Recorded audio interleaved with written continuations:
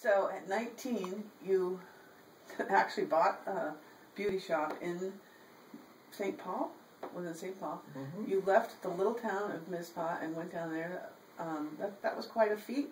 Was that a frightening? Was that a big adventure for you? It was your first time out of the nest. Well, it was really the first time that I was in the Twin Cities.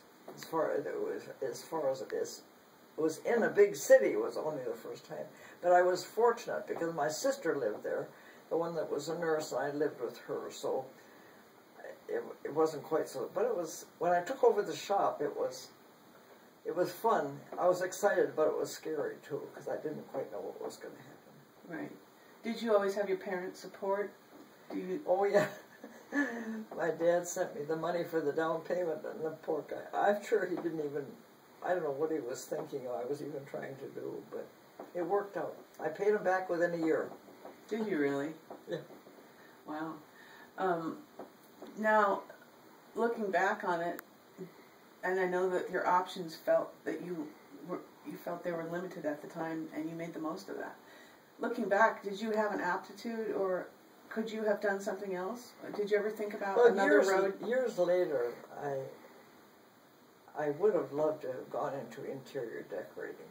I loved furniture and colors and so on and so forth, but it didn't happen. Well, that's just good to know. Yeah.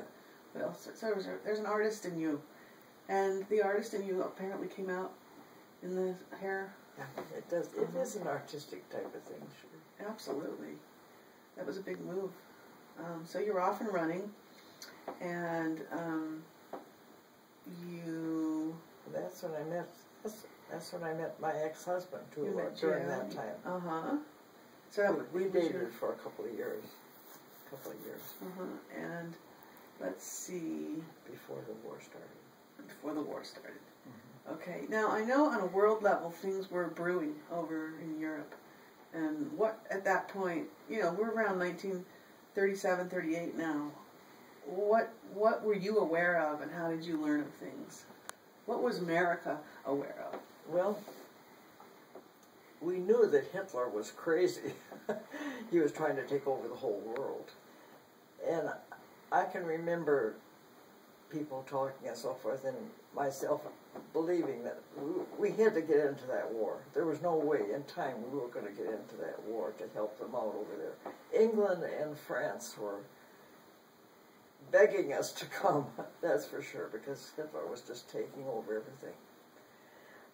But you didn't know the degree to which... No, we had no idea of his death camps and how he treated the Jews. Because we just had the radio, and the papers didn't make it as bad as it was. I mean, they didn't really tell the truth all the time. We never found out till years later about the death camps. I never did. And then, of course, I saw them when I was over there with your dad. We actually went through them. But was it just horrifying? Yeah. During the time, well, when the year we flew over there. And so, who did you know that went to the war? Went over there? Who did I know? Mm-hmm. Every eligible person or guy between, I'd say, 18 and 30 were in the service. I mean, they had to be... Was there a draft, or did they sign up? Oh, yes, they were drafted and they volunteered. Everybody was very patriotic during that war. All the people. It affected absolutely everybody in the country. I'm sure it affected everybody in some way. Those of us that were home, it was the shortage of sugar. Everything was rationed. It didn't bother me too much because I was by myself. But with big families, it did.